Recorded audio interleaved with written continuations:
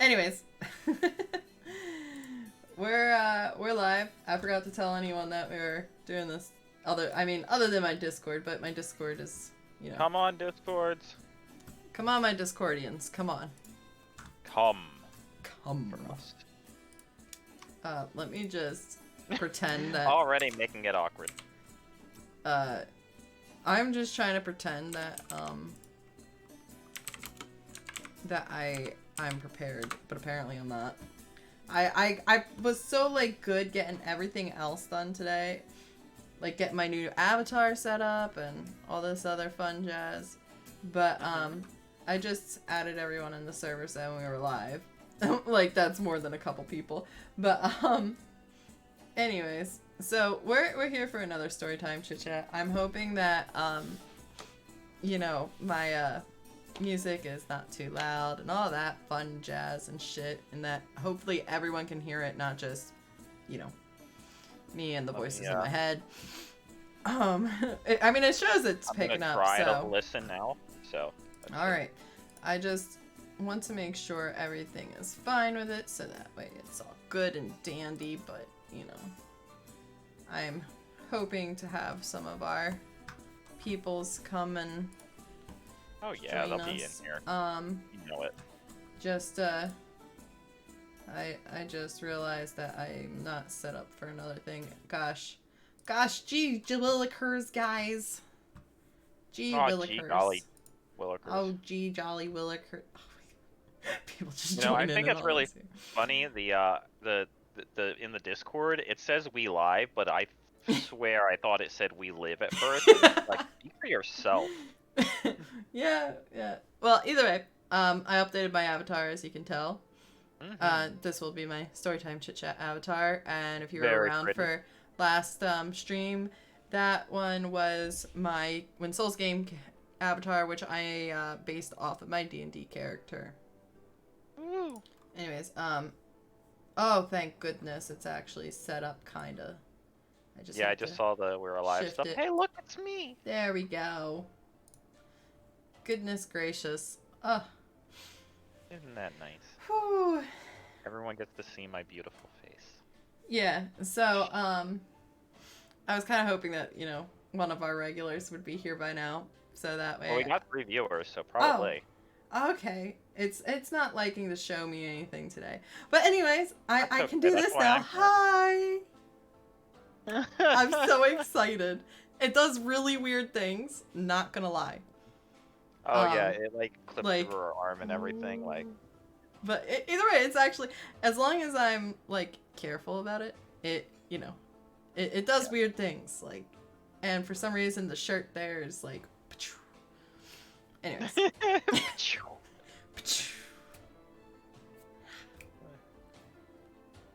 can pretend I'm typing. Okay, I'm sorry. Hi, Z! Jazz hands. Well, would you just look at it? Pew, pew, pew. Now I can do finger guns, because that's all I ever do. You do finger guns all the time, and it's hilarious. Someone will give you a compliment, you'll be like, thanks, and just awkwardly give in the finger guns. Either way. So I think, I'm hoping that it makes things a little more entertaining, that since I can, Oh yes, it will. Flail at you a little bit.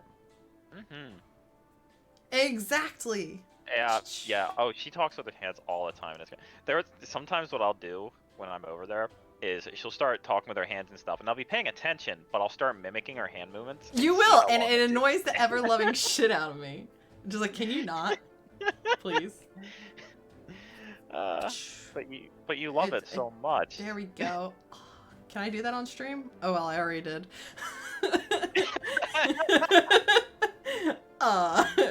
Rated M for mature, kiddos. Point in, just as you flip off the camera too. That's the best part. You flipped off the camera, and then we went from 3 to 4 viewers. So it does some weird things too when I try to cover my face.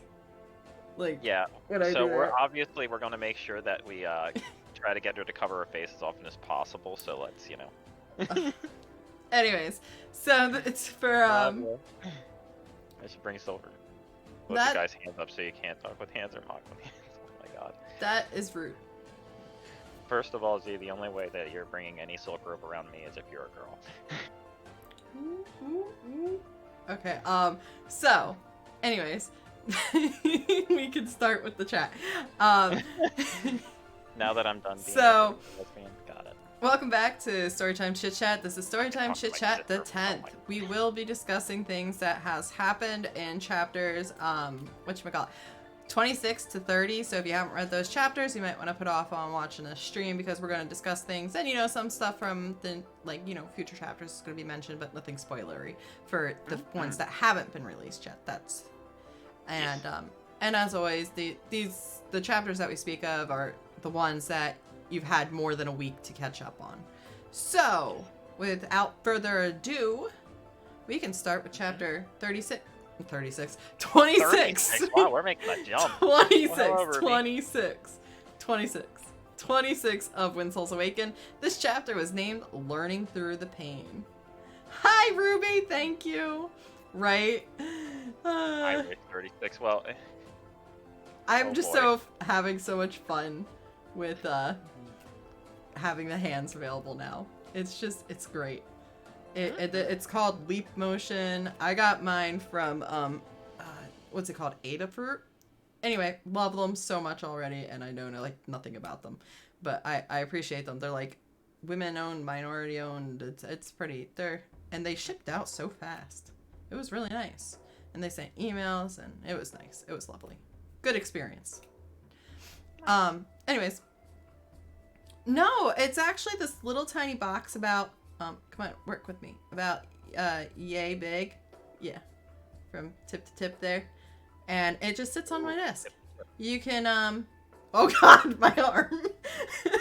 oh my god. Okay. So it tracks the hand motion. It's just like it's just a little box. Little boxy box. Little boxy box. My avatar's freaking out too because I can't freaking like But either way, so yeah, it's just a little box. Oh god. It says, yeah. Other VTubers and stuff recommend clipping it to your shirt for a better thing, but I don't have a setup for that yet. Plus, I need to get an extension for the cord so it'd actually be able to reach long enough to do that.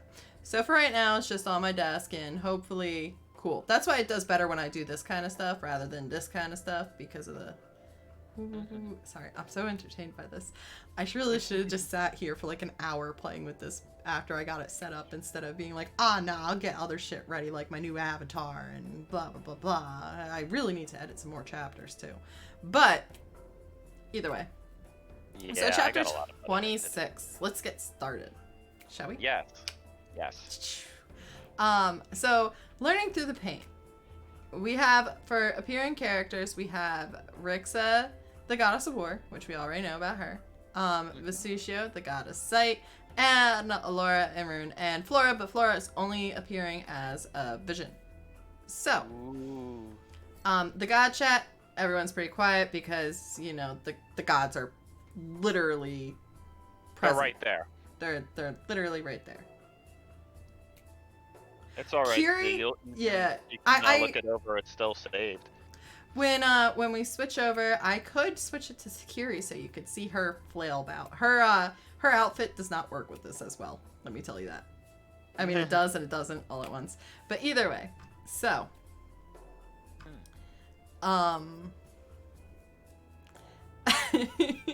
So the chapter starts out. Sorry, I forgot where I was going there for a moment. But the chapter starts out with Elora taking a hit from the goddess of war.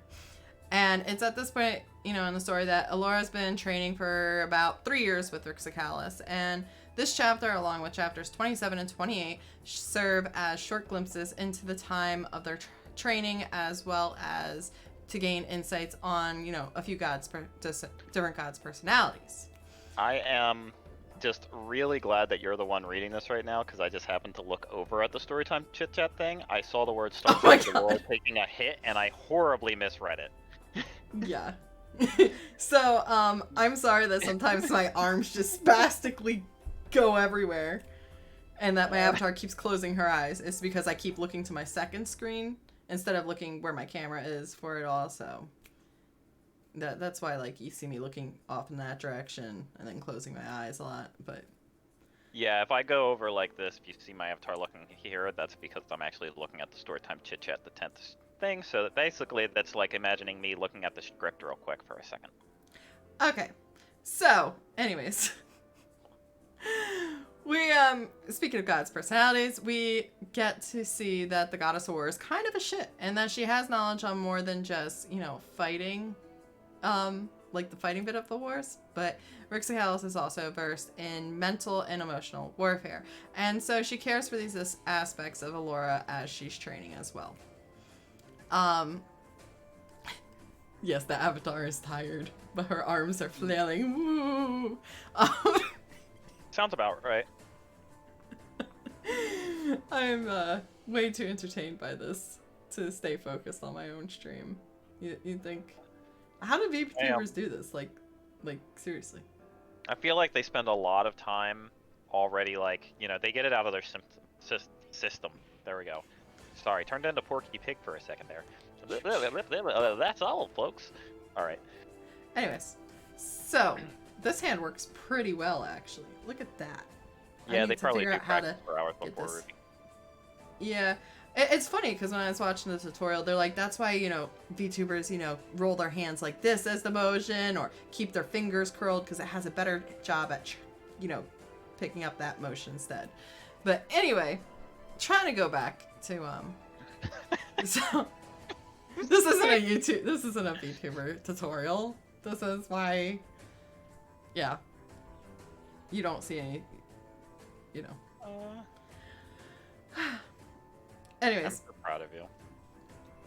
Also, if the music's too loud, if you can hear, assuming you can hear it, just let me know and I'll adjust. But anyway, so Rixacalis, she, even with Rixacalis being mindful of these aspects such as mental and emotional bullshit, she still holds Elora separate from the world. Like, she's keeping her isolated there during this time. So she is training Elora's physical and as well as her mental resolve. And it would be safe to assume that Rixacalis had reached out to Vesucio to aid Elora through this, but this honestly was not the case.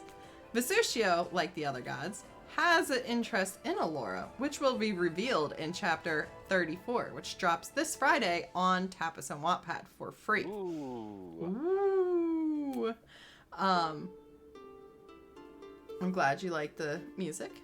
So anyways,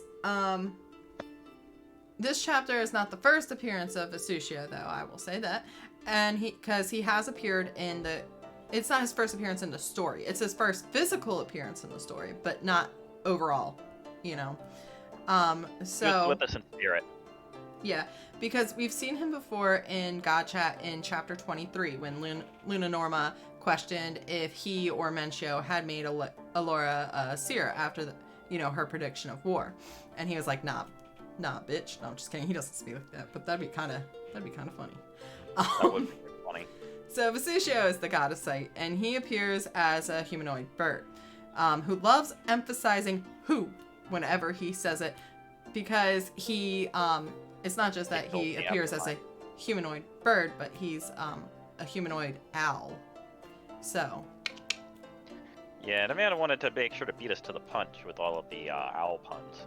So, anywho, Vesucio allowed Elora a glimpse at Flora, who is passed out under all of her study material at the end of this chapter, and it brings the short chapter to an end.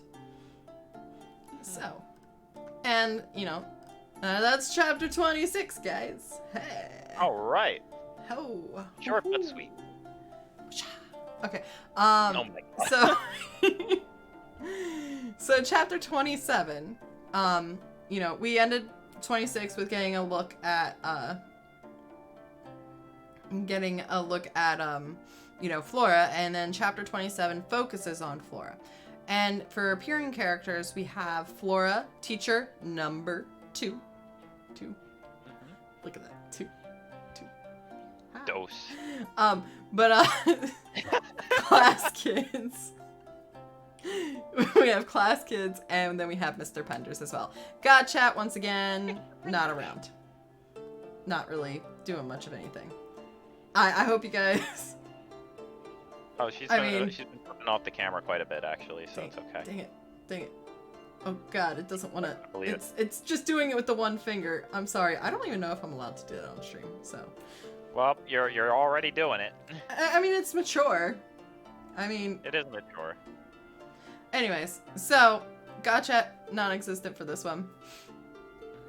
And, so first off, I'd just like to say that this is probably one of my favorite chapter names out of the story, just because it fits so well since we see Flora's knowledge blossoming. Ooh, like my arms on the screen. Blossoming. Oh my god. So it just like flailed about. So it's blossoming. It's blossoming. Oh god, let me just make my arms freak out. Isn't she, Ruby? Very beautiful. I hope this at least makes the streams more entertaining. That's my only goal. I have no idea. I'm entertained. So, not only are we good background noise now, we're also fun to look at. Oh god, what happened to my fingers? To be fair.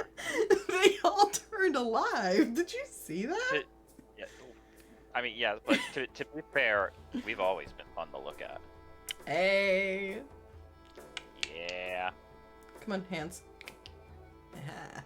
But anyways, so where was I? So yeah, we see that Flora's knowledge is blossoming along with her unwavering confidence. So again, this is a short glimpse into the time that is just marching on. This chapter begins with Flora studying her butt off for, for class, but not the class that she is currently attending. This scene was inspired by one teacher I had in college getting real pissy with multiple of us, studying comparative vertebrate anatomy during their lecture, which was not related whatsoever. But the difference in my experience was the teacher actually expressed sympathy after looking at the shit we were about to cry over because, it was ridiculous. I'm sure that there was some actual crying involved. Oh, we cried so much that semester. It was horrible. Mm-hmm. Anywho, Flora's teacher is kind of a dick, and she has no problem telling him that he's wrong.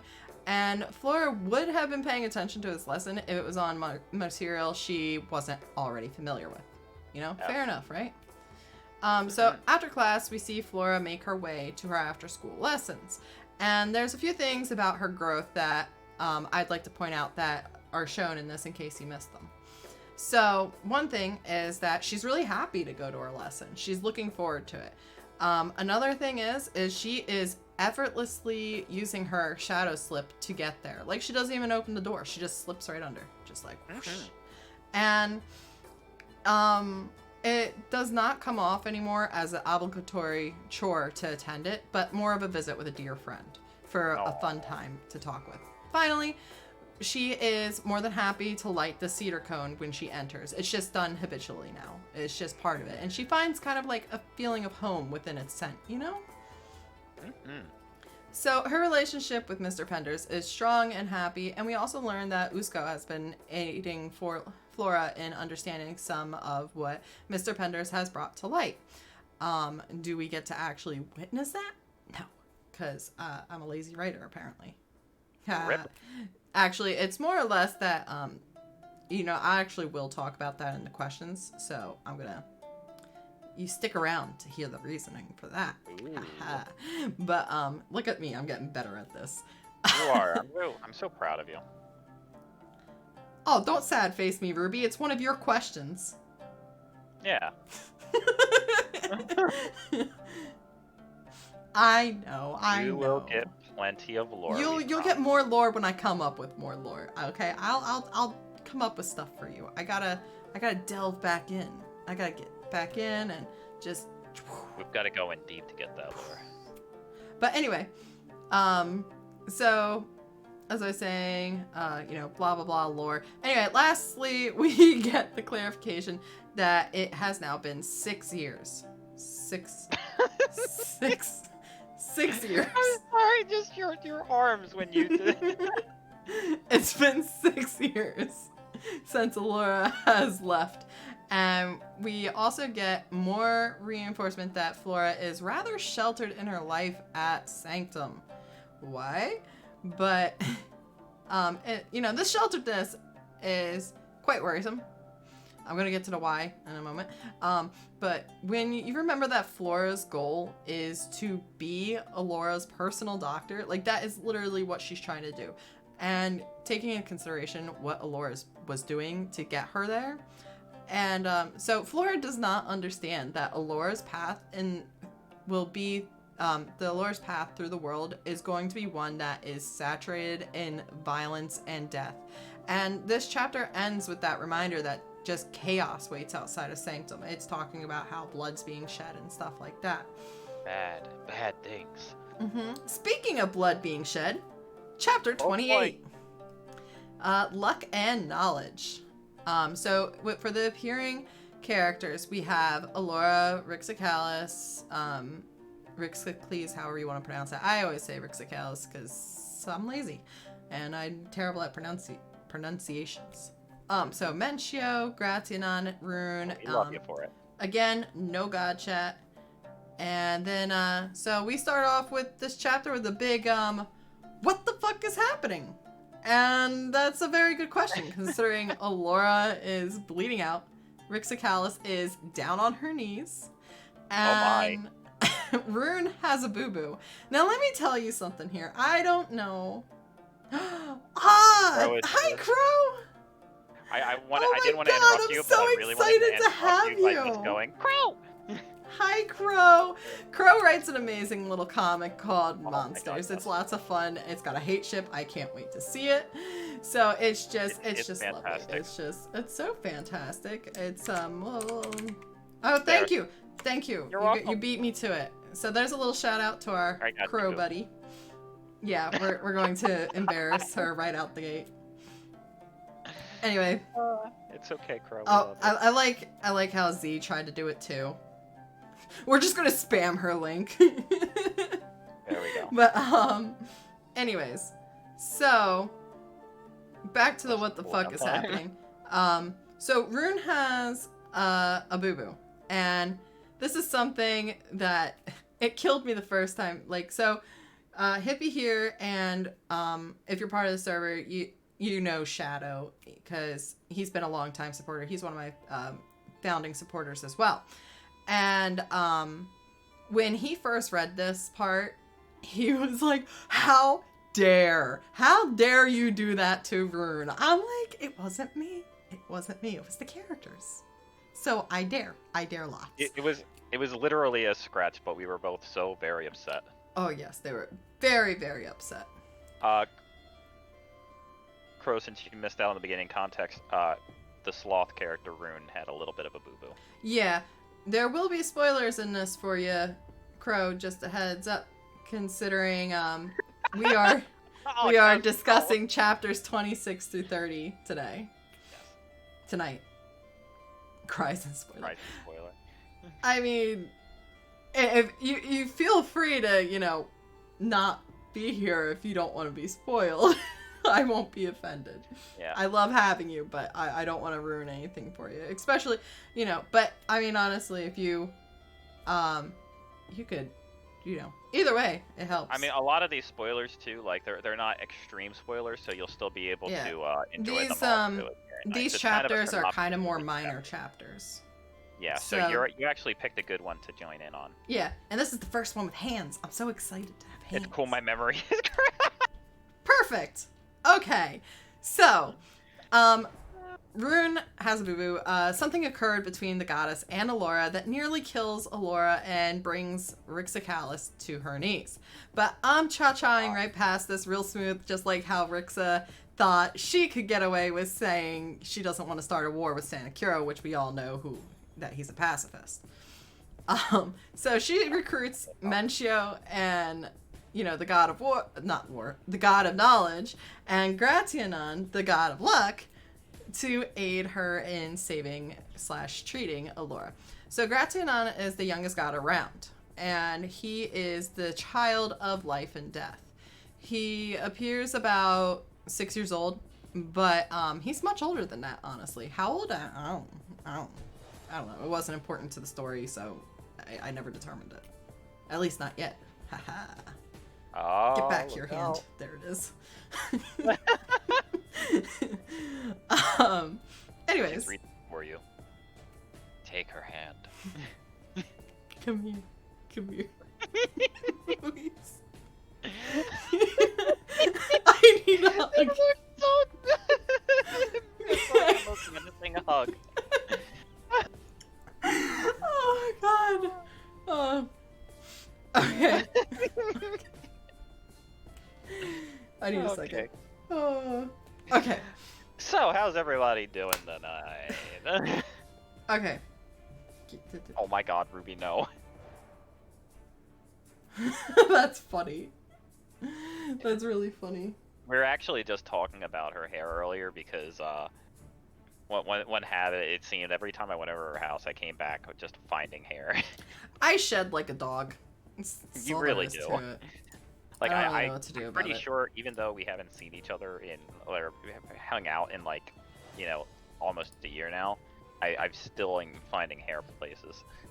Alright, anyways, so, like I was saying, he appears to be about 6 years old, Gratianon that is, but he's much older than that, and, you know, gods can actually choose at what rate they want to mature at in this world, so he's just having too much fun as he is. Anywho, Elora is now in... Oh, I have planned... So, you guys know how I say anyways all the time to transition when I speak. It's just my habit. For this entire stream, I have planned every anyways to be anywho in honor of Basucio. Isn't that so nice? Right? So, anywho, Elora is now in a coma after being treated, and this lasts for about a month. And when she awakens, she is immediately greeted by Gratianon, and then, you know, starts to panic immediately because she doesn't see Rune. And the last thing she can remember is him getting his boo-boo. See, this isn't, that bit isn't mentioned, but that's why you come to these little chit-chats for these deep, glorious, extra wonderful, deep, context. I almost forgot where I was going with that. Yeah. So, with Al meeting Mentio here, we learn that the god of knowledge appears.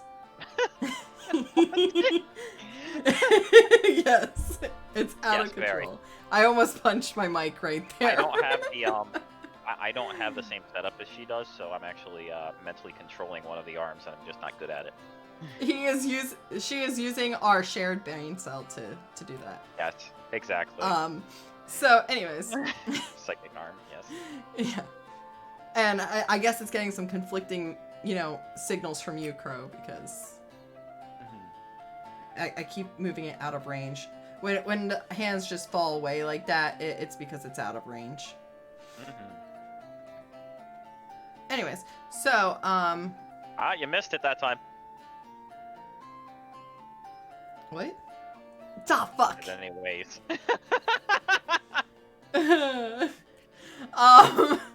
So, God damn it, where the fuck was I? So without meeting Okay, Mentio, without meeting Mentio, here we learn that the god of knowledge appears as a dragon. And you will be happy to know that he is not the only god that chooses the form of a dragon. So, woo! And yes, as Nightbot reminded you, please follow if you aren't already following. Just, you know. Oh, thank you, Crow! oh, I that's so appreciate you. nice. Hentai attack! And Oh, see, God. you are right. I would have too much fun or get in too much trouble with those powers. You followed. If I get a follow, it bursts my little squid emoji everywhere, or octopus. It helps me because I need to get to 50 followers before I can become a Twitch affiliate, which is kind of like, which is kind of like, you know, hitting the 100 subscribers on Tapas for ad revenue. That's exactly what it is. It's just Twitch version. Anyways. Good job, bro. Anywho, we find out that Rixa told neither of them jack shit about whatever caused the incident that injured the goddess and nearly killed Elora. And this chapter is rounded off with the announcement that Rixa Callis is concluding Elora's training, and that Rixa, and Rixa is a proud mama, so it's safe to assume that that incident acted as some sort of unplanned graduation ceremony or qualifying task or something, and just like that, Elora is forklift certified. Or is she? Maybe whatever occurred scared Rixa and she's trying to get rid of her. Or maybe she's just super duper impressed. Or maybe this is all a dream and someone took the wrong pill. No. Next chapter.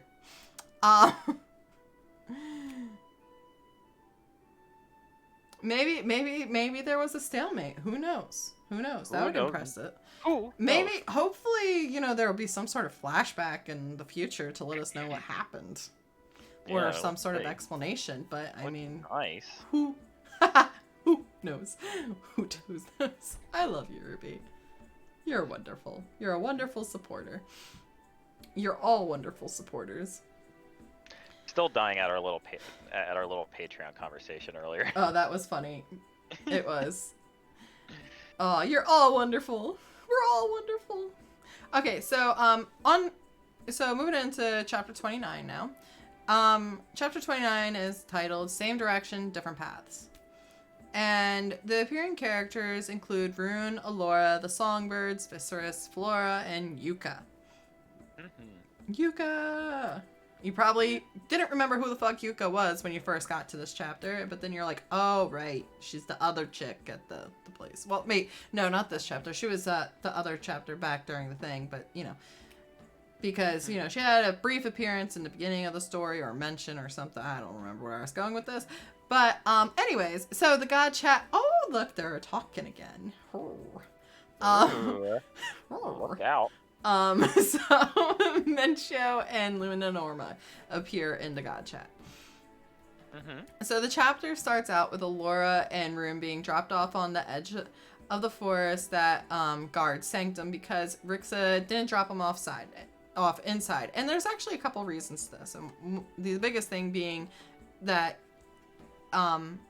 Sanctum is, Santa Chiro's asylum. So it's kind of against God rules to just intrude without being invited. So it's, courtesies. Not that that stops. So sorry, I didn't drop your daughter off at your house. I decided to just leave her in the woods outside of town just as courtesy to you. The other reason she doesn't do it is because she knows Santa Chiro will not be happy when he sees all that blood on his favorite mortal. I mean, she could have just gotten her new clothes, but Rixa's like, that's a you problem. Have fun. I should go. Yep. And go she did. So this is when we learn that the forest is enchanted and it wraps around Sanctum to guard it. In Elora's absence, Sanctum was, assaulted and an innocent mage died during the attack.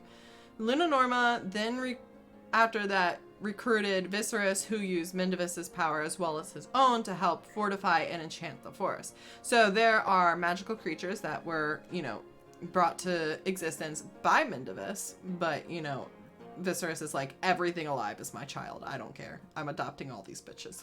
So, except, the people that destroy his bitches, but... So, there are magical creatures now in this forest to help guard and dissuade, guard the city, the town, whatever, and dissuade attackers. Woo. So, sorry, I just, lost my place. I don't know why, where is my hand going? I don't know. What are you doing? The problem was it thought it was this hand, but it was tracking this hand, so it was trying to make up for it by going up there. So you are. Anyways. So there are magical creatures now in the forest to help guard and dissuade attackers, as I said. And we will see one of them in particular, one of my favorites, showcased in chapter 37. And which is to be dropped on the 9th for Patreons and the 16th for Tapas and Wattpad. So you guys get to look forward to that. And it's probably, I'm going to warn you, chapter 37 hurts me more than any of the other chapters I've written for this story. Yeah. It made me cry. So good luck to the rest of you people. Anywho, Elora makes... You're going to get a lot of people mad at you for 37. Oh, don't worry. It's not the worst thing I'm going to do. Oh, I know. Anywho.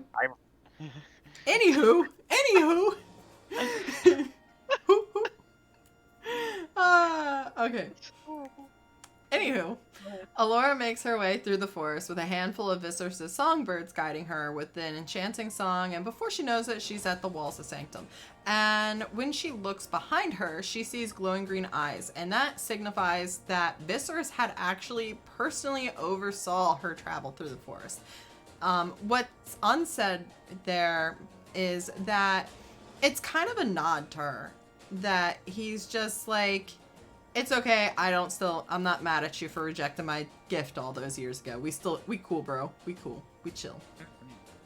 He would give thumbs up, but my avatar doesn't want to comply. Haha. Gotta do it Apparently like the Fonz. Oh my god. Oh god.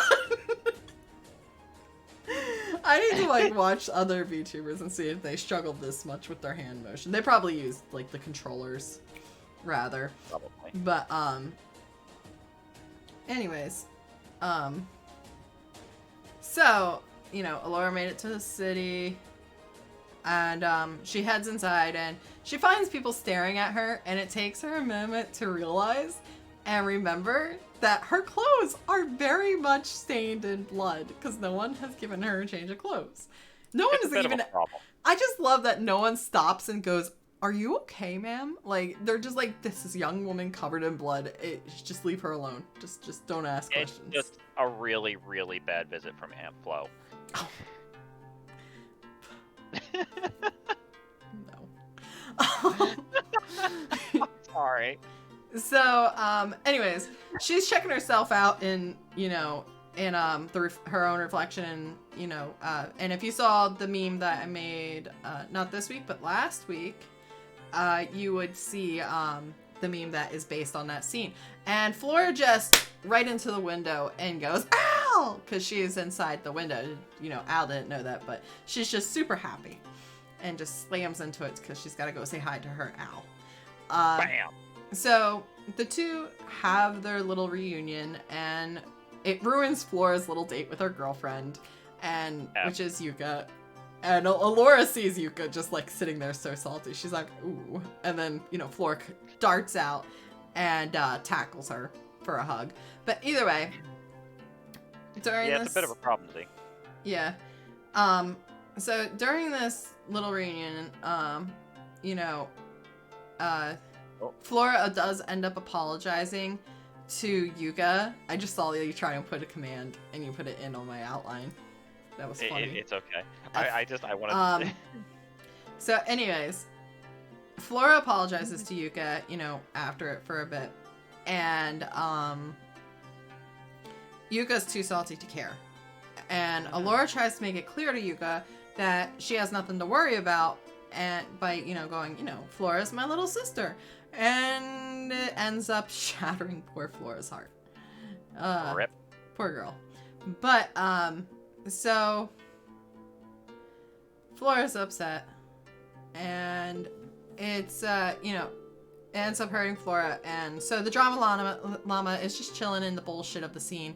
But something I want to point out about this scene is that when Flora tackled Elora went down. Would you expect that from someone who's just spent 6 years training with, the goddess of war? But, she was recently impaled. Maybe that has something to do with it, right? Maybe. So, Elora is actually still healing at this point. And that is why she fell. Also, after the fall, Elora prioritized getting Rune up over hugging back Flora. It's subtle but clear that as she gathers him before returning the embrace. So something in their dynamic is slightly different here. Should you be concerned? I don't know, maybe. I'm always concerned about them. Also, I'm always concerned in general. Also, if you haven't read the scene, you should. There is an anime nosebleed moment because I have no self-control. Oh my god. I forgot about that. Anywho, Flora gets a bit harsh after Al calls her little sister.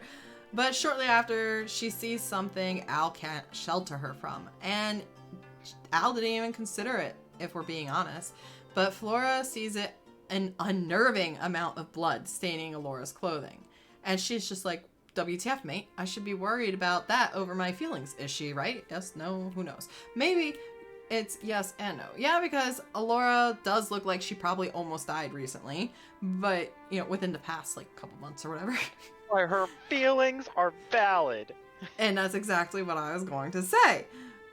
And It's also no, because Flora's feelings are valid. She just needs to remember that Al has never led her on, and that, and, you know, try and find a way to get over her, work her way past it, because, you know, they both value each other a ridiculous amount. So... Question is, did Elora shower ever? Oh my god. Probably not in the past month.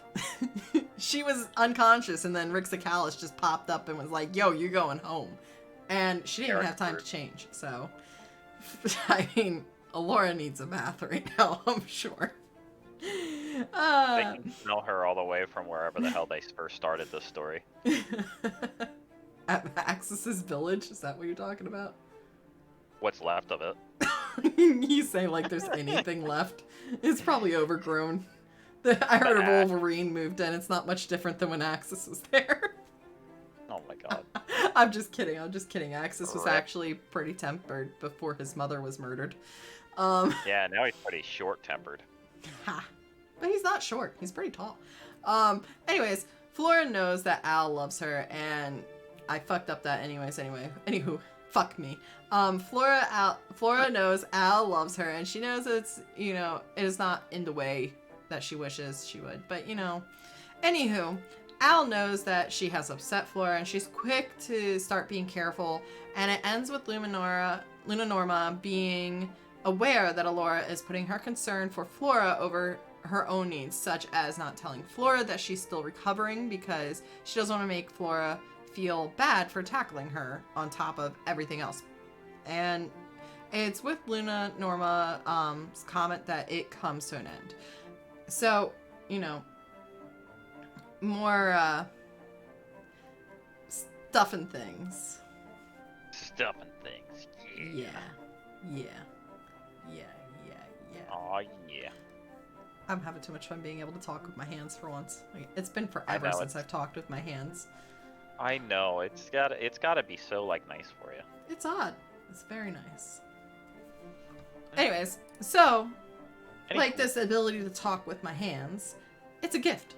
And chapter 30 is called Gifts. So the appearing... That was such a transition. Right?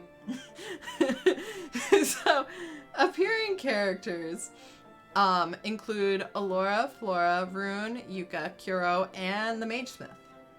So, The Magesmith. Yeah, I don't know why. I just gave him an honorable mention because why not? We're just going to assume that all Smiths are Z unless said otherwise. Yeah, why not? So in the God chat, He appreciates that. we have nothing in the God chat. Anyways, the story starts off with Yuka preventing Flora from joining Elora in her reunion with Chiro, which isn't a bad thing necessarily. I mean, honestly, they could probably use a moment together. It really wasn't a bad thing. However, it's a red flag because of the way that Yuka stopped her and will not give her even a choice. She's just like, no. And it wouldn't be such a thing. It would be more of a, you know, just, if it wasn't for the fact that she wasn't, like, already being possessive when she knows Elora's been gone for 6 fucking years. it wouldn't be a red flag. But because she's already driving that wedge there as much as she can, with despite them being apart for 6 years, she should, you know, give them a little leeway. At least let them say hi and not like make everyone have to step on glass for her.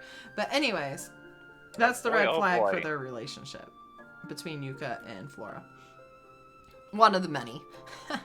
I think I point them all out in the commentary edition, which I think you do, you can read on Patreon, but it's one of the higher tiers. It's $15 a month, I think, for that one. Everything. Hey, otherwise, I am at that tier. Yes, you are. Otherwise, all the other ones you can. Ruby. Thank you, Ruby, so much. Otherwise, most of my Patreon content is available for all levels. Yeah. So, like the Patreon exclusive parts of Discord and the updates a week ahead of time is all for all tiers, $3 and above per month. Anyways, so Chiro and Elora's reunion is extremely emotional for both of them, but it comes off pretty low key because neither of them emotion very well. Who would have guessed? But Chiro shows his loving support by giving her money to get herself some new clothes. And, you know, he definitely is salty that... Thank you again, Ruby.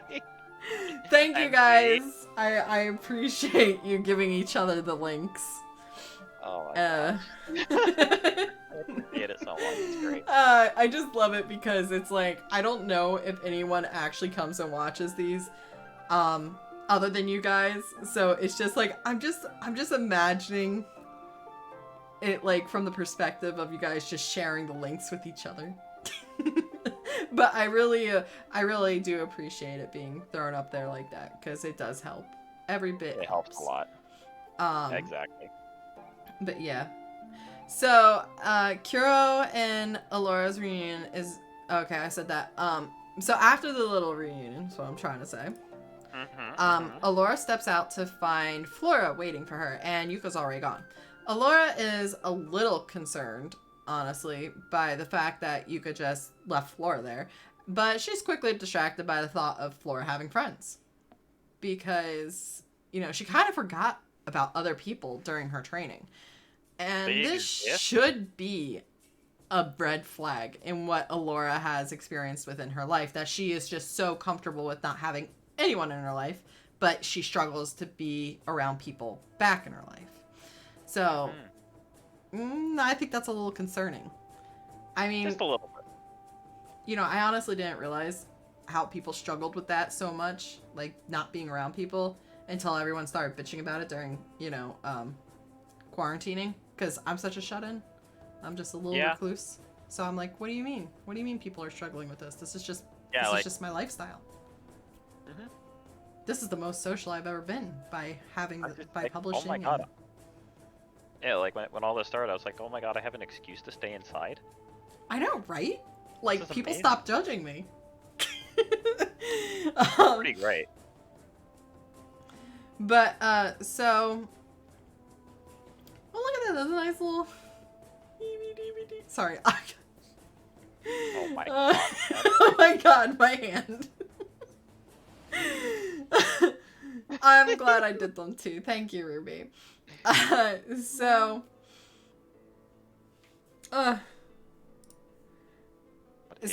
you know, quickly distracted by the thought of other people, and this should be a red flag, blah, blah, blah. But she adjusts easily, you know, she is adjusting, and she's gonna be okay. Anywho, that is pushed aside when Flora slips them. Whoosh. And unknowingly triggers Al's PTSD.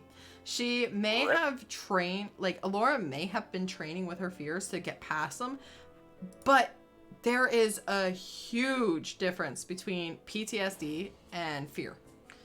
Yeah. And they are not the same thing. And Rixacalis did not cure her PTSD. I'm not even really sure PTSD can be cured, so to speak. I know there's coping mechanisms and ways to, you know, help you through it, but So what happened here was Elora's PTSD got triggered. And Flora noticed that Al is struggling, but of course Al manages to shake it off because Al is Al. And she shields Elora. She shields Flora. Sorry, oh my gosh. Elora, Flora. Sorry. Flora and Elora. So she shields Flora again from reality. And things kind of stay tense until they end up getting into the store, and the two fall back into their, their friendly friendship. Showing, with Flora showing Elora weird ass shit she keeps finding it, offering it to her like here, have weird shit, friendo. Like, it's what I do when I go to the store with my friends. I can absolutely confirm that. Like, I'll be sitting there. I remember going to. I probably just offered you a stick of gum, like in Farmer John's. I offer you weird shit when we wait for our sandwiches.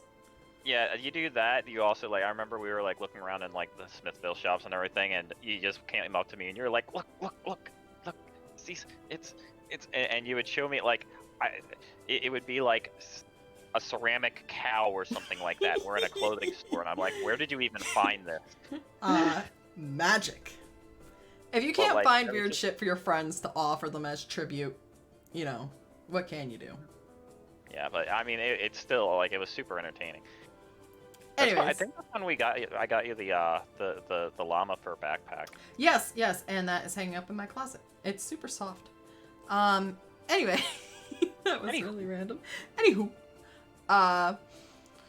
so after that, Elora ends up just getting a plain and sensible outfit because Elora is Elora. Function over form.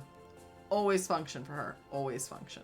If it's comfy and she can move in it, it's good. It's good. Also, Z is backing up the whole no real cure for PTSD thing. Yeah. PTSD is quite horrible. I've had friends that struggled with it. I know of other people who have struggled with it. The one I know has to sleep in a separate bedroom from their spouse with the door locked because there's been incidences where their spouse almost killed them during a PTSD episode. They were a veteran, so there's a lot of it's really quite terrible. Anyways, I'm going to move on from that, but just be aware of that for people. I have a lot of friends with problems, and I love them so much. They deserve some awareness and understanding. So anyway, they end up going to the blacksmith after that bit, right? And the blacksmith is actually a mage smith. Okay, don't know where my hand was doing there. It has a mind of its own. Sorry, that was me using the brain cell again. Yeah, it just like juts off towards you too. It's the funny part. So the blacksmith is actually a mage smith, and Rixa has already arranged for him to craft Elora gear. And he'll know Al is Al because of the bracelet that Rixa gave her. And this bracelet makes a highlight of an important bit that alludes to something else. It's almost as if, I made that the thing for this very specific little highlight here. And I don't know who picks it up, but I'm making sure you guys pick it up now. So it highlights that Al does not throw away her gifts. Like, when someone gives her a gift, she keeps it. It means something to her. Therefore, helping to reinforce the idea that Elora did not actually reject Viscerus's gift intentionally. So it's really interesting. I can't wait to get to the part of the story where more of that is revealed about that whole incident. And what this alludes to is that it also alludes to the fact that someone gifted her pendant. She, the one that she wears, because when she talks about it, her hand instantly falls onto it. Like, she's like, yes, my pendant. So, there's something really important about that pendant, and more things will come to light of it later on in the story. Anywho, when the blacksmith comes back, we learn that the weapon Rixa had crafted for Elora is a bladed bow made of enchanted materials. So that way it can compensate for being out of metal and blah, blah, blah, and flexibility, blah, blah, blah, blah, blah, blah. And, you know, it leads to Elora dropping a little bit more exposition about the gods, and of course Flora gets salty that she is still lagging behind Elora when it comes to knowledge of the gods, and it wraps up the chapter with Elora teasing Flora about it a bit. So, more exposition and stuff to come throughout the story as, you know, things continue. So it'll be interesting. It'll be very interesting, I think. I like to think it will be. I hope it is. I hope I don't scare you guys off or hurt you too much with, you know, things that are planned that will happen. And I hope you. And I'll see you in episode 39. Yeah, I hope you guys, trying to point to my shirt. I hope you guys like the shirt I drew. It was a pain in the ass. It's actually adorable. If I can get t-shirts made ever, this will be one of them. I would love that. Except probably a little better drawn because the program I used was I'm not very good at. Not at all. Thank you guys. Anyways, so this is your little reminder to go read our shit. The next content drop will be Friday. Unfortunately, this week I only have the one chapter dropping of when Souls Awaken. But it will be chapter, is it 34? I believe it's 34. Probably. That sounds about right. Sorry, I don't have it open at the moment. Let me grab my schedule real quick and I can let you... Oh, wait, I can't because... Hey, that means there's only a few more chapters before some bad things happen. That's all I'm going to say about that. Yeah, because that chapter I mentioned earlier is the harshest out of all of them. Yeah. So, Thank you, Ruby, for sending all the links again. Yes, thank you. So, chapter 34 will drop for free this Friday, while chapters 35 and 36 will drop for Patreon.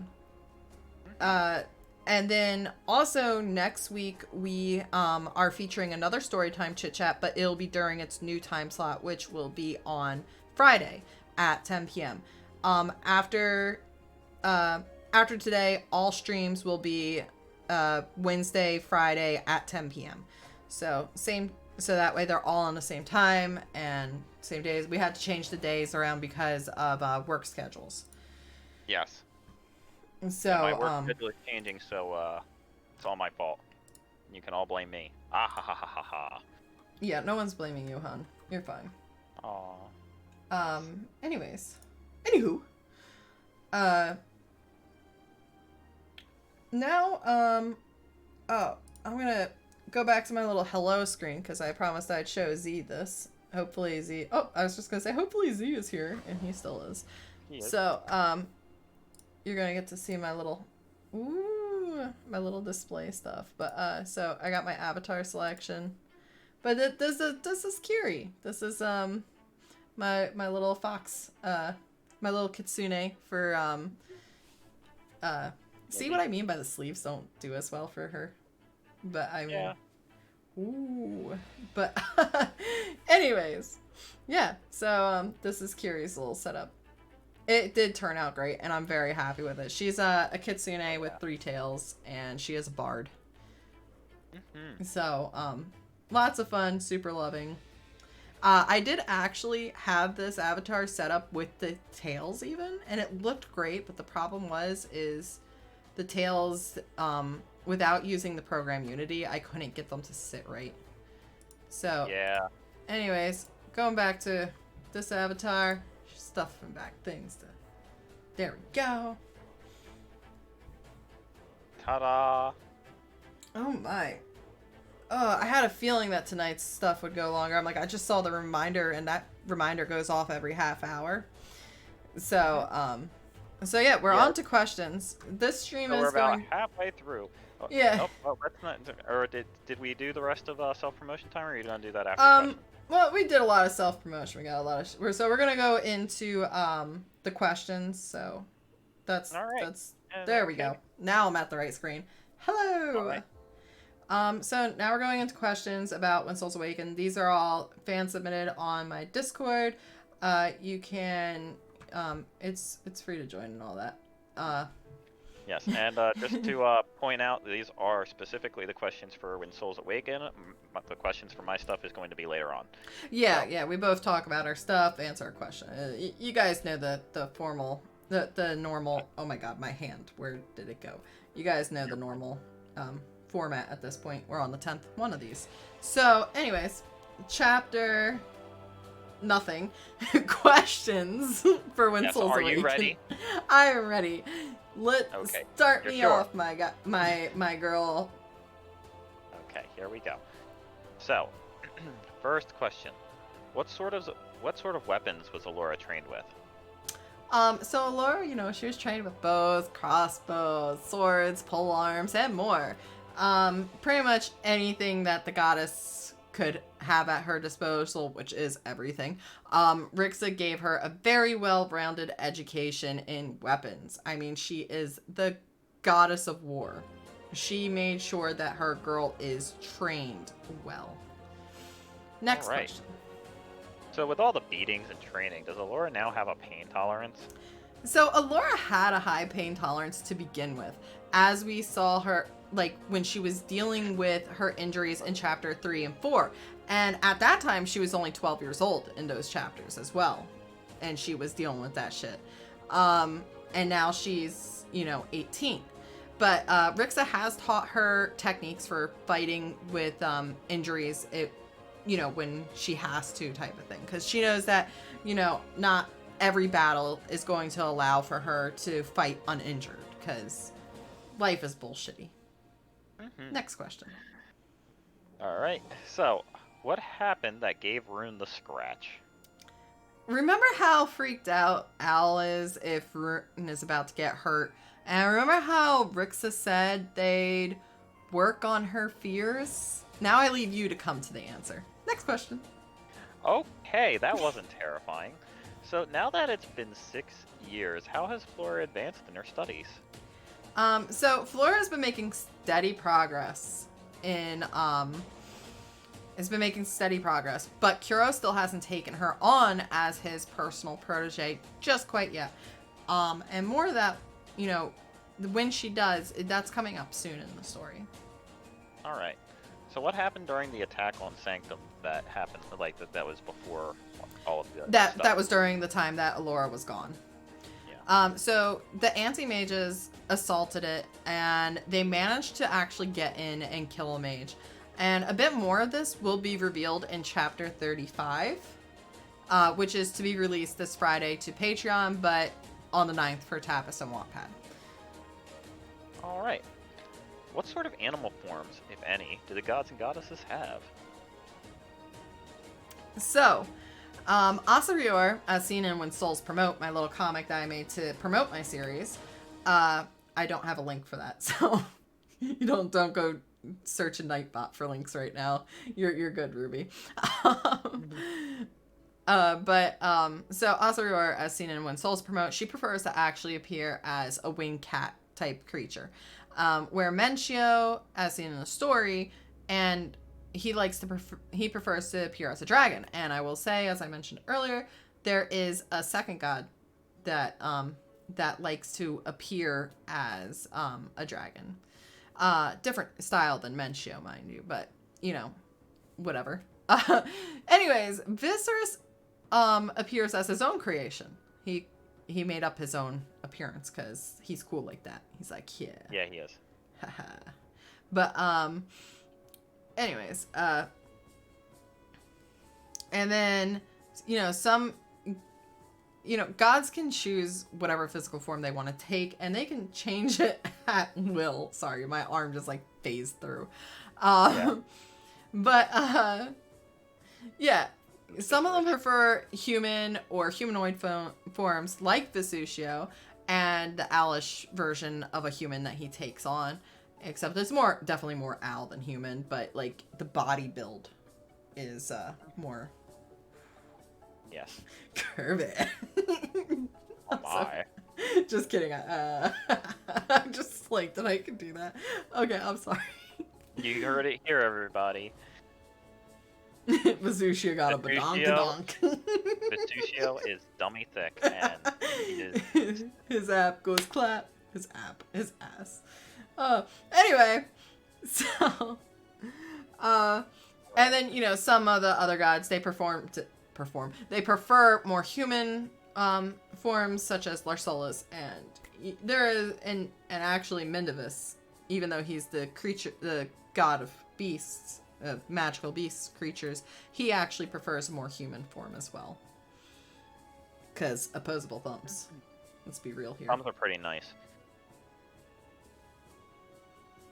Alright, Next so, if the gods had to go to war, like with demons or something like that, what would be their preferred weapon? You're not going to say the emoji? No, I'm just kidding. I don't know how. O.O. Hold on, wait, I've got this. Alright, what would be their preferred weapon? I hope I did the right face. You look surprised. Not surprised. Well, you look excited. Happy. Shit, what is it? It's... Ah! There you go. There we go. There. Better? Much, yes. We needed to do that. One of these days, guys. One of these days. One of these days.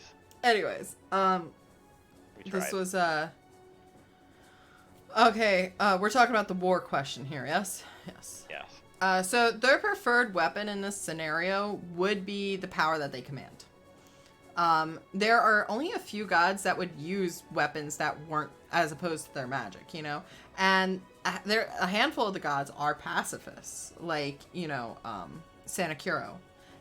Even, like, Vespuccio avoids fighting as well. But Rixa is definitely one that would use weapons, and her preference would be something more along, like, she'd be around, like, swords and shields type of thing, like a Copus and a round shield type of thing. So, you know, kind of think Spartans. I love the Copus swords. It's, whenever I get around to doing my dragon story, you'll see a lot more detail in the types of blades that are being used, because the main character of that one is a blade fanatic. Anyways, next question. Anywho. Sorry. So, how much has the world changed in all this time? Should I assume that most of the place is burnt to ash due to Axis? Maybe some new deserts? So, physically, the world hasn't changed much yet. There are some lost forests and stuff, but no, Axis is not running around creating new biomes and deserts. There's still plenty of diversity throughout the lands. Plus, if he was, Viserys probably would have, you know, been bitching about it a lot more. Let's be real here. Alright. He doesn't like sand. It's coarse and rough and it gets everywhere. Yes. But who likes sand anyway? I don't know. Alright. Are there actual demons in this world? This is a really interesting question, honestly, because there is lore, obviously, amongst the people of Vismundus, because, you know, they refer to Axis as a demon or something. So there's definitely something that has given rise, whether it just be misseen, you know, creatures in the wild and all that kind of thing, or gods, or, you know, gods just fucking with them or something like that. But with the lack of, you know, demons being there, but the, you know, the idea of them being around, it makes things quite curious. And it's really quite possible that they existed at one point before one of the resets performed by the god of everything. But, you know, there's this whole thing in Vismundus where gods come into existence based on the needs of those who inhabit the world. And it's very possible for the force that creates these gods, that, you know, from like the needs and stuff, creates, you know, could possibly create demons and bring them into the world's life as well. But yeah, so there is no demons, but there might be demons, you know? Yes. Okay, so there's no demons known in, but that doesn't necessarily mean that they don't exist. It's basically what's going on. Dun, dun, dun. Alright, also poor Ruby living in sand. Okay, so next question.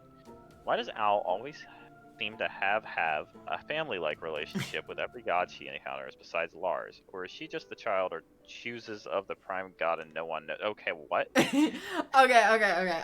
So basically, I believe the question is, why does Al always have family-like relationships with every god she encounters besides Lars Solus, or is she just like the child of one? Maybe I don't know. Either way, so I think it's saying. Hold on, I get it. I'm translating it for you. It says, so why does Al always seem to have a family-like relationship with every god she encounters besides Lars? Or is she just the child of the prime god or no one knows? Or something like that. Okay. So wowee, ain't this a good question? And don't worry about the typing, Z. It's fun to translate it. For some reason I enjoy it. I don't know why. Yeah, those are certainly all words. Mostly I enjoy leaving them up there to watch Hippie try and figure it out after I've already figured it out. It's how I entertain myself during these streams. Mm-hmm. So anyways, wowee, ain't this a good question? I wonder why indeed. But maybe it's like that thing with Grimgar and in a player in the D&D campaign that I'm a part of. And that he has this attribute that from his backstory that when people look at him, they're like, this sad fuck needs some extra help. Or, something. I wish someone would say that about me. Or maybe there's more reasons to come later in the story. Or maybe she's, lucky. Or maybe I should go to the next question. Take it away, Hippie. What kind of combat training did Al go through? All kinds. Vague answer because I'm not cool enough to build a bigger answer yet. And plus this actually leaves a lot of, wiggle room throughout. So that way, I find that when writing stories, at least for me, if you say they went through training with this specific thing, you're locked into that specific thing later on in the story. But if you say they went through strenuous training, then later on, when you realize, shit, I need to account for this skill, you already did with the strenuous training. Instead of being like, she was trained extensively in a glaive, so to speak. Mm-hmm. So it helps broaden your possibilities as you create, which is really good if you're not someone who's planning out every little bit. And I'm somewhere between what they call a pantser and a planner. I don't know. I'm somewhere in the middle. I plan a lot, but there's a lot that I make up on the fly, and I leave a lot of pathways for me to go when I'm writing. I really fly by the seat of my pants. Yeah, you do. It's quite the experience, and you do a wonderful job with it. Thank. Okay, now we can go on to the next question. What neat things were taught to Flora by the old man, Mr. Penders? It's a good thing you specify Mr. Penders, because the other old man of the story hasn't appeared yet. Back in my day. Yeah, I know that feeling, Crow. So he taught the cedar trick as well as some other stuff and things. Once again, it's another situation like I just, leaving vague answers to allow for more in-depth world building as the story grows to make sure things fit. And that's why I'm always so amazed. Like, everything makes sense by the end of my story because everything ties back together somehow. But, anyways. We may have to duct tape it, but it works. You won't even notice after we get the plaster on and we sand it down and we paint it nice. Alright, so, speaking of lore and backstory and things like that, Ru-chan wants to know, why do you hide god lore from me? Well, because I'm There's a little frowny face. Well, because I'm a devious mind and I love lording it over you. Nah, I'm just kidding. The issue is all currently created lore is relevant to the bits of the story that I have written, and it comes to light when it is intended to be revealed with the scene. So a lot of the lore that I do have planned and I do have, ready is almost a spoiler to give it to you before the time of the story that it appears. Because, certain things, your question, it's like, well, why is it this way? And if I told you, then you would come to this conclusion that you're supposed to come into, like, in 20 chapters. Yes. But you'll get more stuff as we go through. And there is a second story planned that follows after this one in the timeline. It doesn't follow any arcs from this one, but kill you. Oh my god. I mean, Crow, stop. Only a little bit. Stop giving away my secrets. That's a spoiler. Just a little bit of a light murder. Murder is a spoiler. Yes. So, well, just so everybody knows, the last chapter of When Souls Awaken, you read it and then you immediately die. No. Oh, my arms just fell away. Okay, fine. No, because it's not immediate. It's very, very slow and painful. Okay, anyways, so I created Vismundus for the story, so world building occurs as I write, as opposed to, Hippie, where Athing could stand without its stories, as seen in her beautifully narrated parts of the Aphuanian Tales that is known as the Appendix. Yes. And with that, I'd like to encourage you all to follow our social media and check out our content. You can find us on Twitter, Instagram, and Facebook. Our work you can find for free on Tapas and Wattpad. And you can find our work also at Patreon, where we have our work posted a week ahead of time compared to the free sites, as well as other bonuses and goodies for people that are able to support us in that respect. Otherwise, supporting us on Tapas is your next best bet, because you can do that for free completely. Subscribing on that costs you nothing, and if we get 100 subscribers, it allows us to start earning ad revenue on that. So without further ado, one other thing is that we actually both reached over 1,000 views on Tapas, and that calls for a celebration and appreciation stream. So keep an eye on our social media and follow it for the date and time of when we will be streaming, for the date and time when we'll be doing our appreciation stream, which will be a Games of Jackbox Party Pack, where you can join in even if you're not, in the chat of the stream. As long as you're watching, you can play with us. Those on my Discord will have access to the room code before everyone else, so that way that they can actually join in on the game. After that, then we'll put up the room code for everyone to join the audience. Anyone that's watching can join in, and if, someone has to dip out or whatever, it's possible that they actually join in on the next round. So we will be focusing on games that are more creative based rather than trivia based, because I hate trivia and I suck at it. Poor thing. Man, hoot, I swear. Oh my god, see. But and also speaking of the 1,000 views, so I have gotten a couple of the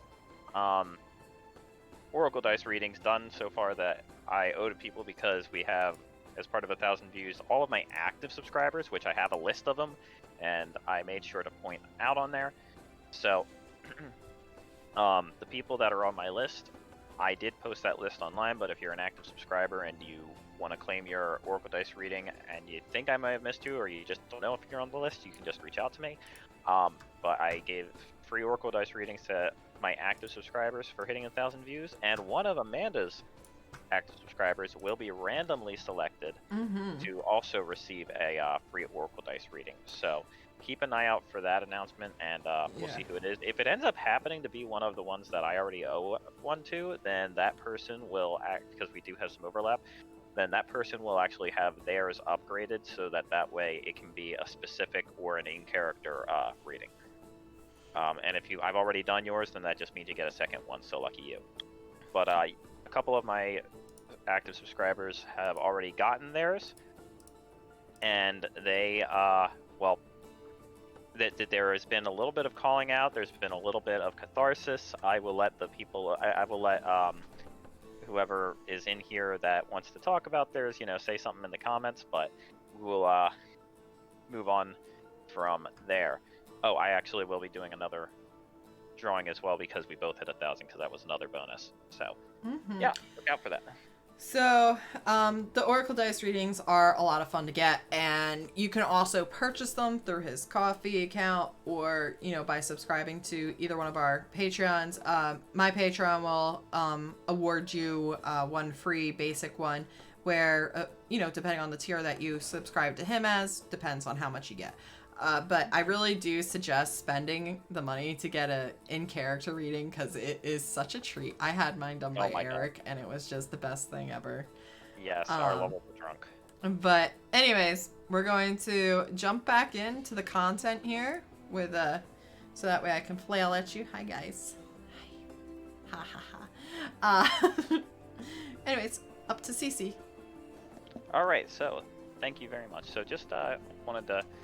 Z is torn between Cherry and Brune. It is a very tough one, although I will say Brune would probably be more pronounced if you choose Brune. I would recommend Brune.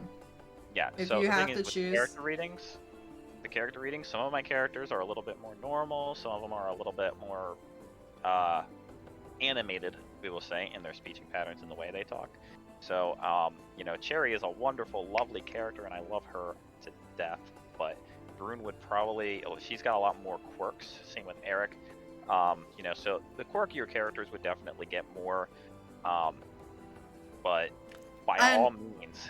The reason I recommend Eric above all else is because Eric can't write. So you get a little bit of a treat because you get the input of the other character, just a little bit, that is writing for him. Yes, and I choose a different character each time. Because he's illiterate. Yeah, Eric is illiterate. He can't read. So, like for Amanda's, I actually had Kit reading for him. I love Kit. Said it. I know you do, and that's why I chose Kit. And Kit made me question my sexuality. Yeah, and I learned things. Yeah, you learned quite a few things. Oh, Z, you haven't even met the next, or there's another goblin coming up soon in Unrelenting Fate. But, yes, so we'll go ahead and move into that time. So, Unrelenting Fate actually introduces a few characters. So this is going to be our first look at one of my favorite characters to write, whose name is Ezra Aloe Ignis. I love him. Oh, he's just so great. So, Ezra is way in over his head at most times. He tries very, very hard, and he doesn't have. Huh? I can't make a heart. I believe in you. But okay. But he So the thing with Ezra, and I'm trying to avoid spoilers here, but he his mouth moves a lot faster than his brain, and it gets him in a lot of trouble. And it's going to get him in a lot of trouble in the story, as you'll see. He is also very underpowered compared to the rest of the cast that he's around. Basically, Ezra is what would happen if a normal person encountered the Crimson Tempest. And yes, mouth brain filter not inexistent. Very, very well said, Z. Mm-hmm. But yeah, he is so, imagine someone who is not a powerful witch, is not a super powerful warrior or anything. In fact, he actually just used to work in a humble shop until one day he went in for his morning shift and found a guard dead on the floor with a note from the other shopkeeper saying, "Hey, I quit." We don't know anything about that shopkeeper, do we? Maybe we do. Maybe we do. If you read the shopkeeper, you might want to look into that. Z just cracking up. So, but yes, so we actually get to learn about a little bit about that, and he is going to encounter. Yes, dig to level 100 indeed. So he encounters the cast of the Crimson Tempest after you can use that link to getting his butt kicked. That story. Yes. And the story actually focuses primarily on kind of a will they, won't they with him joining the crew. and he gets to meet the Crimson Tempest. It's an opportunity to learn a lot about the characters, and you're also going to see a little bit of growth from him as a person. And I'm just really excited about some of the things I have planned for it. I'm actually in the middle of the 3rd episode that's dropping this week, which should be done hopefully tomorrow, but we'll see. But I am moving to a new schedule. That schedule is going to be a schedule of 3 episodes per week instead of the usual, like, I drop a whole bunch of episodes at once. Reason being is because 1, it's more consistent, 2, it's more sustainable. I find that being able to just write 3 episodes a week and focus on that is a lot easier for me than dropping 8 or 9 episodes all at once. So we're going to be kind of sticking to that she was schedule. going a little crazy. I'm already crazy. Yeah, but you don't need to work yourself that hard, hun. I appreciate you. So I had to yell at her. Yes, you did.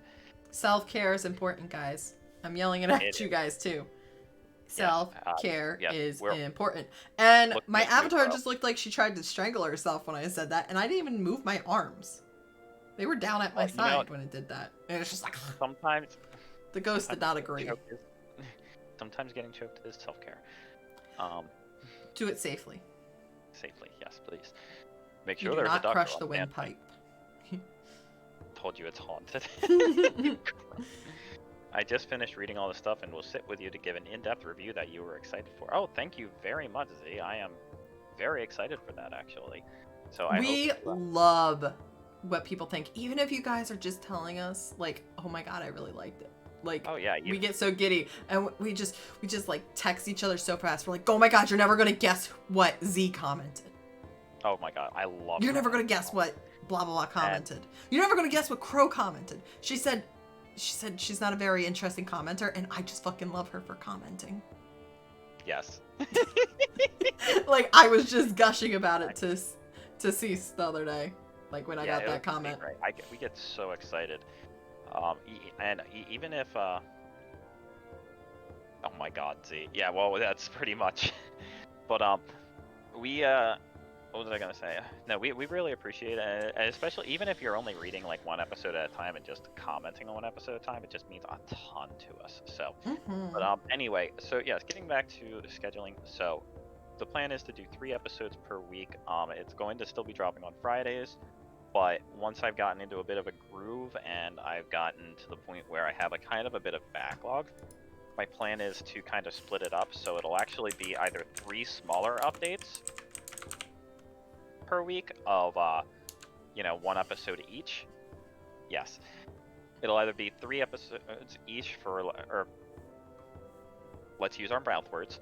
So your mouth words? It will either be, 3 smaller updates of 1 episode each, which will probably be like Monday, Tuesday, Friday, or like Sunday, Tuesday, Friday, or something like that.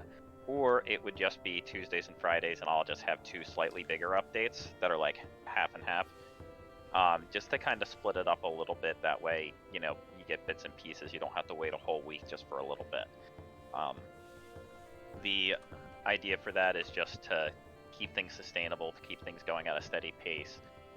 Still planning to have overall, the same amount of content, but just it's going to be broken up into smaller pieces. It will be a little bit less, but not by an extreme amount. It's just, we're not dropping it all at once. It's spread out. So we're going to be continuing Unrelenting Fate until it is done, and so far it's actually making good progress, good steady progress. I have got the rest of ooh, sorry.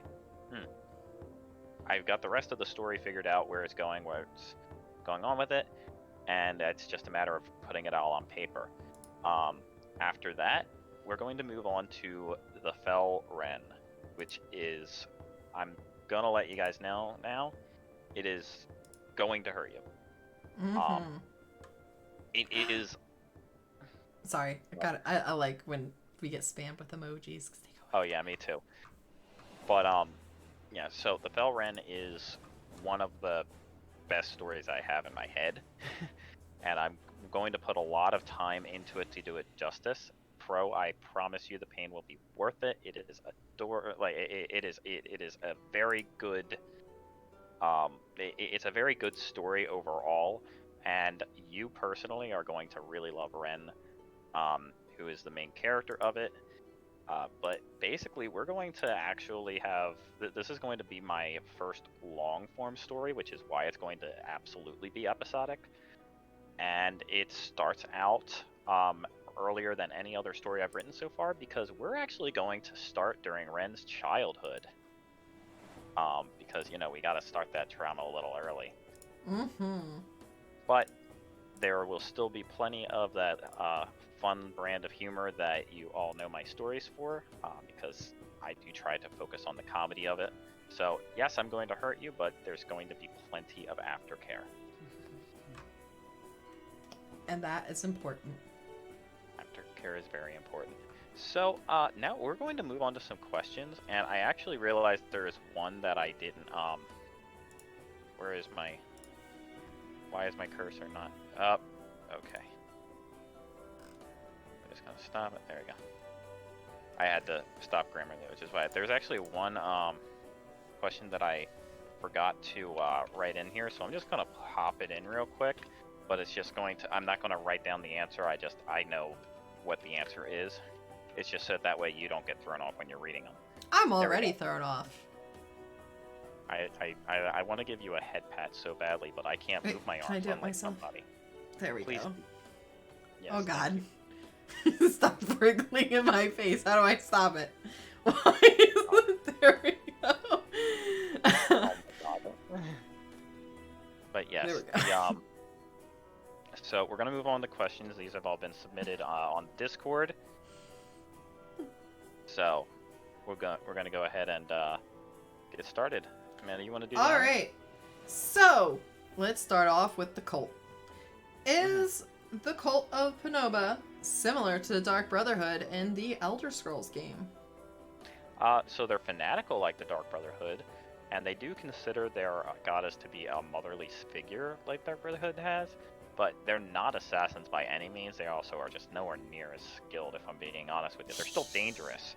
But the people they prey upon are almost always innocent bystanders, and they make a point of targeting the vulnerable. Yeah.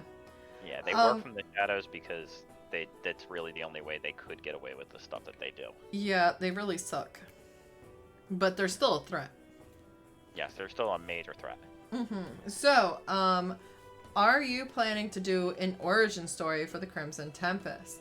That's all I got. Sorry, I don't know why I was like gonna like start reading the answer. I was like, what am I doing? Sorry, go on. So the answer is yes. In fact, I actually had to struggle a bit with naming Unrelenting Fate, if only because I really wanted to use the title Crimson Tempest for Unrelenting Fate, but I'm saving that title specifically for Elora and Arya's backstory, because that is the story of the Crimson Tempest and how it got its name, how it got its legend, and how Elora and Arya ended up coming into possession of this ship to begin with. So, how long has the crew been on the Crimson Tempest? This is tough to say because the Crimson Tempest is actually its second name. And only some of the crew from the ship before it remain, like, part of it. The crew kind of comes and goes, and it picks up people and drops them. It's a pirate ship, so people retire, new recruits show up, they blow up a ship, and then say, okay, you can either join us or die. The usual stuff.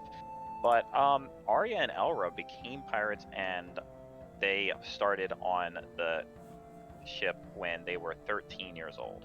So, that would be, from Finding Work's perspective, that means 8 years, whereas from Unrelenting Fate's perspective, it's about 11 years. Dread Pirate Roberts meets David Jones. Yeah, pretty much. So, what was the name of the ship before it became the Crimson Tempest? So, the previous name was The Mariner's Revenge, and it's because of a song by the Decemberists that I really liked that I picked that name.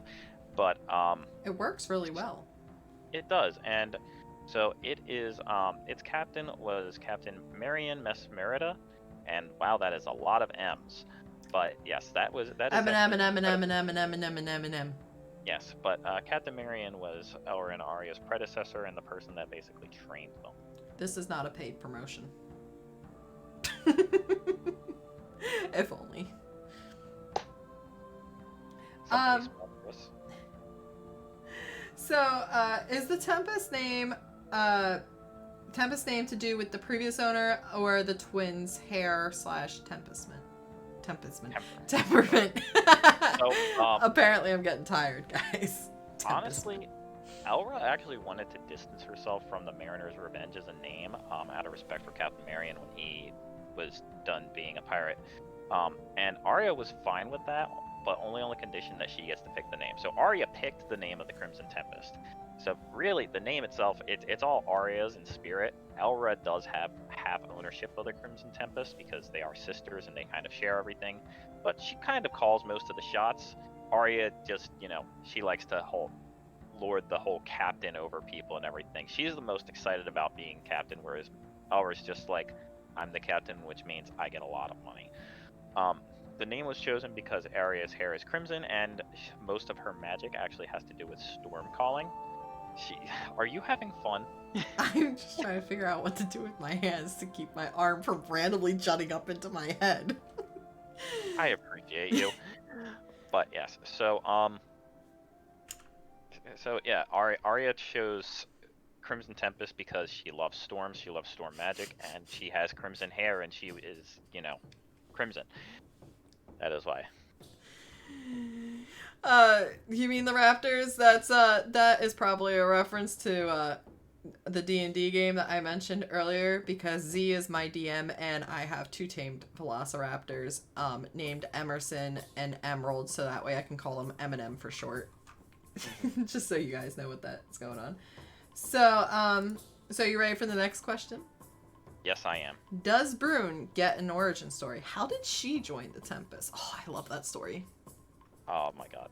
So Brune she does have kind of an origin, and I might write the actual origin story out for her at some point, but you will know her backstory after I've released a couple of episodes of Unrelenting Fate.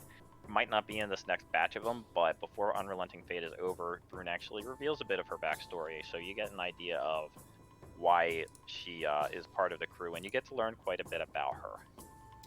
Alright. So, what does Ezra look like? Yes. So, for those who didn't, for whatever reason, they might have missed a little bits of description here or there, or just because my more in-depth description of him actually shows up in this content drop. But he looks like Depression, to put it bluntly. He's got very pretty green eyes to go with that white hair of his. More details come through, but one big thing about him that you'll know is that he is very underweight, because he'd probably be gorgeous if, he ate some food. Yeah, basically. And didn't look emaciated. Because it's not a health problem in the sense that he can't put on weight. It's just a health problem in the sense that he's not eating. Exactly. So, yep. So, how many are on the Tempest at this point in the story? Well, so a ship of the Crimson Tempest size typically takes about 75 crew members to run properly. The Tempest actually manages to run very well with a crew of only 50. So they're very highly skilled crew. And they also just have some help with like magic and things like that. Currently, there are 30 named characters for the Crimson Tempest, a few of which have not actually yet joined at this point in the story. All right. There are at least 3 characters who have not officially joined the crew of the Crimson Tempest. Actually, 4 characters who have not joined the crew of the Crimson Tempest at the point that is currently published. Well, that's exciting, because that means we're not done meeting new friends yet. We get to see more people. We get to meet more people that are friend-shaped. Yes, we do. So, do the brooders always have to fight for dominance in the corners, like in the taverns? Not in the Tempest. I don't think you got brooders just like swarming onto the pirate ship. That would be pretty funny. That'd be hilarious. They'd all just get chucked into the sea or left on an island. They would be used as bait, most likely, because the thing is Elra's not going to just randomly kick people off the ship. She's going to find a use for them. Yeah. It's just how she is, because you gotta remember, Elora's the type of person to, charge somebody for helping them to find their lost lover, and then find the lost lover and charge them for reuniting them. Yeah. That actually happened. In a collab. Yes, it did. So to answer the question, brooders pretty much always fight for dominance in the corners, mostly because none of them are dominant in any other aspect of their life. They go pow pow. They're very heavily compensating for something. Yes, very good, Amanda. I said they go pow pow, but the reality of it is that one of them holds a knife and very intimidating looking, but no one there knows how to use it. Yeah, pretty much. Read Brooders from the Aphuanian Tales. It's a wonderful story. So your next question is, do they declare winners based on who's on top or who's the most broody? Neither, actually.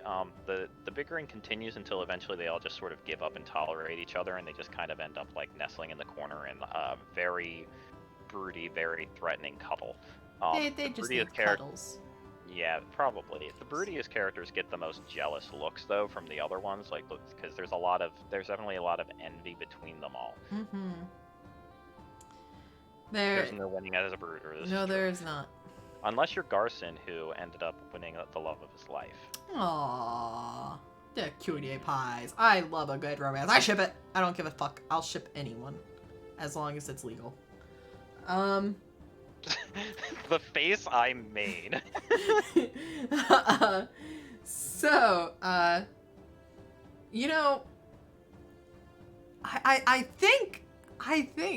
think this question came from the same person, because she is a fan of both my story and your story, and apparently she's got something for demons. I think I'm starting to think that Ruby wants a demon for herself. So are there demons in your world? So not in the Christian sense, I will say. I don't even know what the Christian sense is. What I mean by that is that, like, you're not gonna see like demons like, horned, winged, like, the demons. The typical demon. The typical demons. Unless it's a harpy, on Halloween. Except you don't have Halloween, you have something else. I have Spirit's Eve. Yes, I mean, people will dress up as such things, but a demon is actually kind of a fictional concept in Athing. There are spirits and ephemeral forces in Athing, but they range from ghosts, ghouls, and banshees to kitsunes, or the traditional yokai of Japanese lore. But basically, spirits and just otherworldly beings are heavily varied, and most of them are not inherently evil. In fact, I actually take a lot of issue with just the idea of spirits just being inherently evil, because a lot of times they're a human concept. And the thing with Athing is that a lot of concepts and things like that, it's more like they're human concepts that are given form. They're thought forms in a way. So I actually tend to avoid the term demon and avoid using demons in my work unless I am specifically have a reason for it. Otherwise, it's just very varied spirits and yokai and things like that.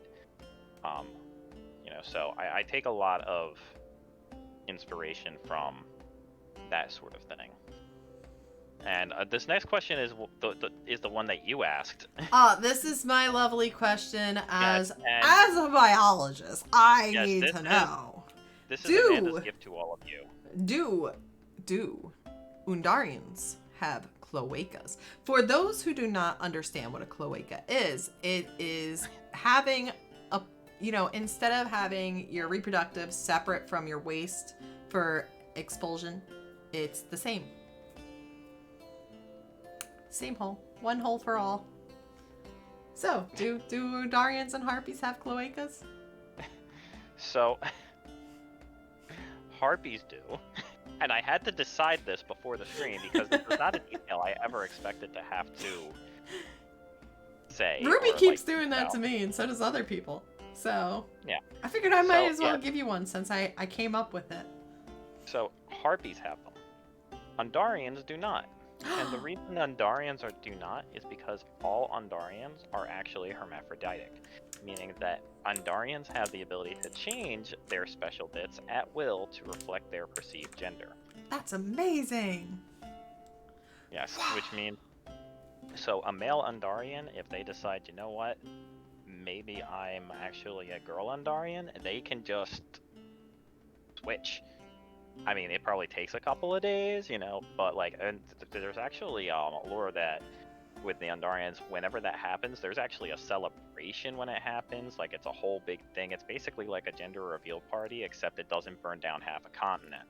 So, is it possible, as a two-part question, just to throw you off your shit, is it possible for an Undarian to store genetic material to use? Because there's also, some hermaphroditic creatures and non-hermaphroditic creatures that can do that can actually store sperm for like X amount of time. It's actually quite fascinating in the evolutionary stance. Honestly, yeah, probably. Like, that's definitely something I could see the Undarian race being capable of doing. And as a part and 3, it's yes. Can they impregnate themselves? Can they reproduce without a mate? Well, if they have the genetic material stored, I don't see why not. Well, I mean, with them being hermaphroditic. Oh, yes. You know what? I see what you're talking about, and yeah, I could definitely see that. The big thing with that though is that because it's it's basically like cloning as far as genetics is concerned. There's all of the reducing the gene pool. Yeah, there's all of the downsides that come to cloning instead of just straight up.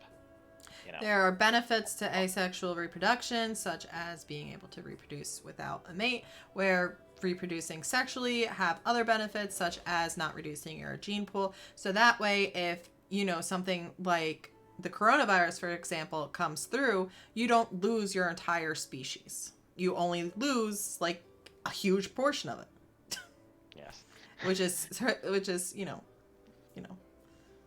that's just that's actual science. That's I don't claim to know everything about it, but for my background, so I have a bachelor's of science in biology, so I do know a bit of what I'm talking about. I'm not pulling it out of my ass. Mm-hmm. It's been it's been a hot minute since I've been to those classes, but same. Yeah. The concepts are regularly talked about in my house. Yeah, they are. Disturbingly so. My mother teaches biology, so it's always around. Yes, but basically, so Undarians have that little special ability, and I am sure that certain Undarians have also used it for experimentation between each other and their spouses, because another cool thing about them that I kind of want to share is that Undarians are one of the races in Aping that can crossbreed with other races very easily. And in fact, this next content drop is going to feature a character who is a cross between a Harpy and an Undarian. I love her. She's great, so especially she's adorable, she's extremely shy, and the cool thing about that particular breed of Harpy Undarian is that they're a special breed that basically is like a penguin.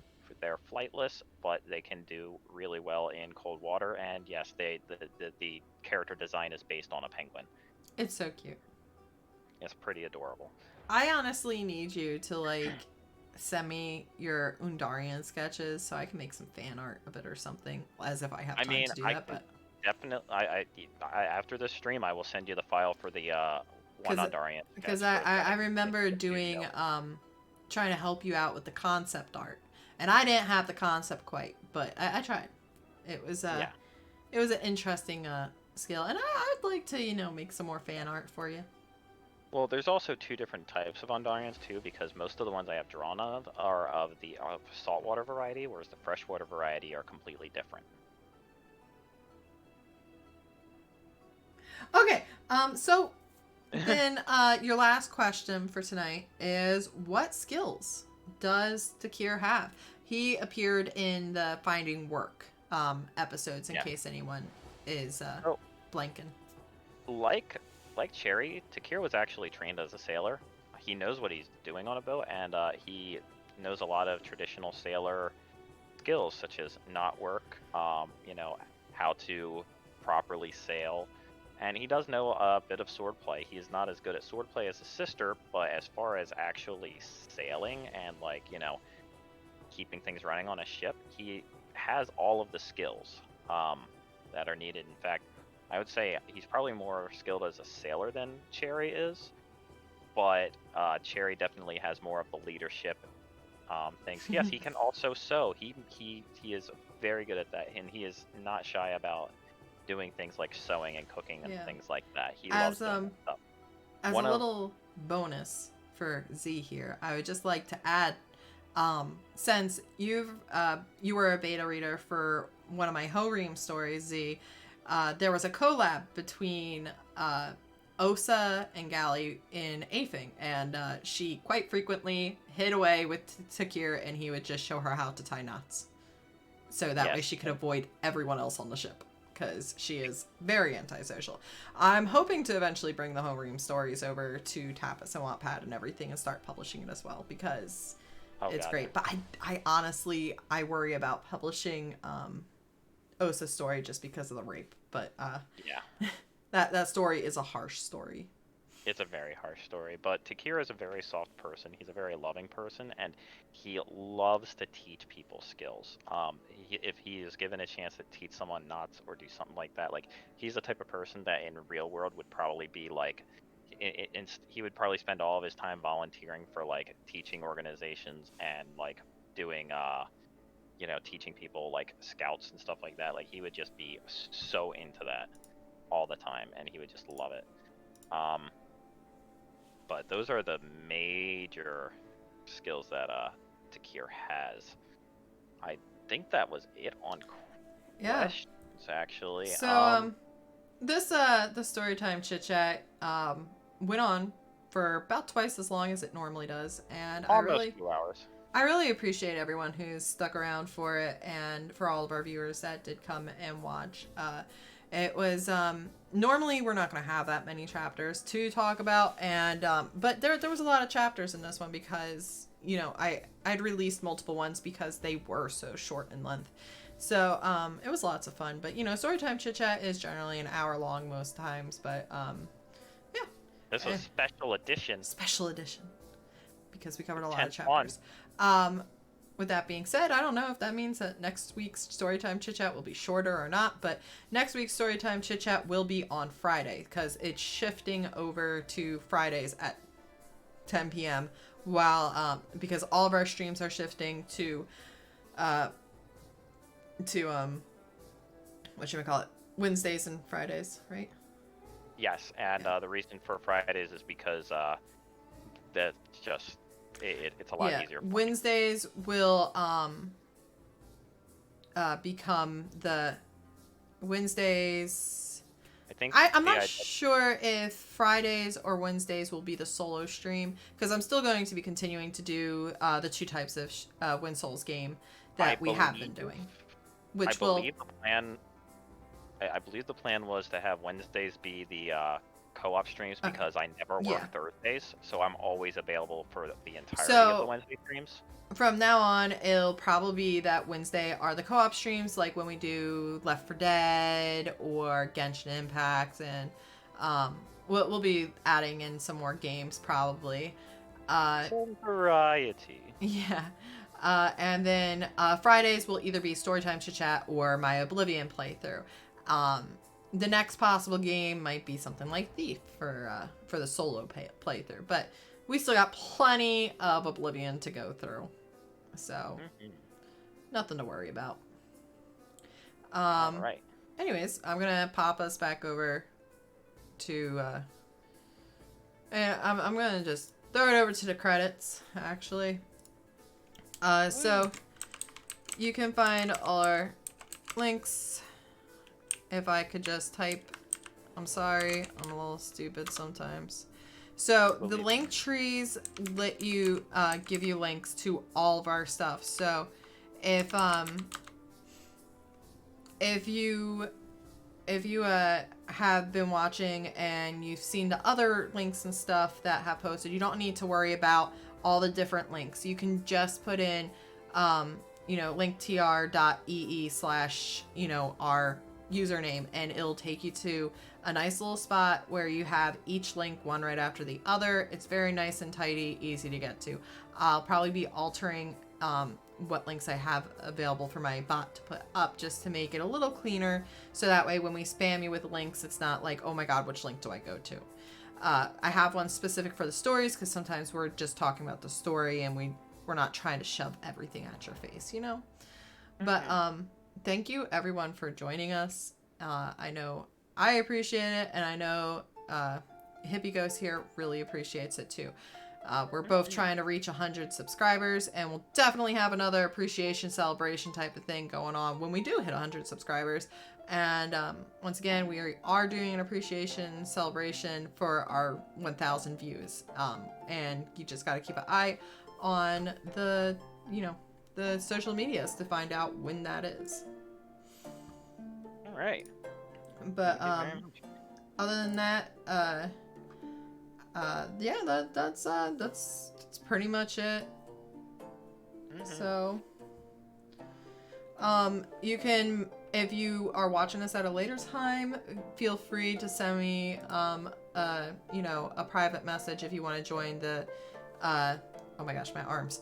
If you want to join the Discord server. The Discord server is going to get you a lot more attention than following any of my stuff, because I talk, and there's actually right now a little experimental channel that I'm doing on there where I reply to all messages only as characters from my story. So it's a role-playing channel. Just it has to stay, PG. I mean, they're cursing, swearing's allowed, but no slurs and, stuff like that. Yeah. But you gotta follow Discord, the server rules as well, which can all be found quite easily, and they're really easy to follow if you're not a complete asshole. So, anyways, I love you guys. Thank you so much for following the stream tonight, and be sure to follow me on Twitch so you get the notification for our next stream. Is there anything else you'd like to add, Hippie? No, just thank you very much for joining us and everything. Ruby, Crow, and Z especially. It was great to have you all in here and everything. And oh my god, your arm. But it's thank you all so much. Just having this following and everything is just really just such a blessing. I will be trying to figure out my arms a little better, so because that's all we can have, apparently. I believe in you. Hang loose. Okay, I'm hanging up now. All right, yeah. Have a good night, guys. Click.